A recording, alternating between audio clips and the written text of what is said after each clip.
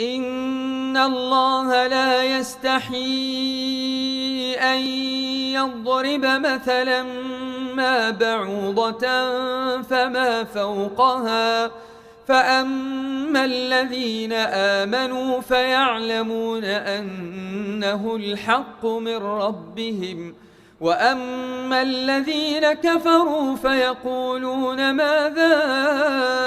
أراد الله بهذا مثلا يضل به كثيرا ويهدي به كثيرا وما يضل به إلا الفاسقين